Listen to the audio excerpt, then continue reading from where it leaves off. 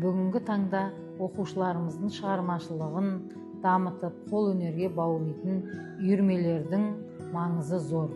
Біздің мектепте осындай бағыттағы ең қызықты үйірмелердің бірі тігін үйірмесі. Бұл үйірмеде балалар тігін тігудің қыр-сырын үйреніп қана қоймай, өз қолдарымен киім, сөмке, үйге арналған бұйымдар жасап шығарады. Әр бұйым оқушының еңбегі мен фантазиясының жемісі.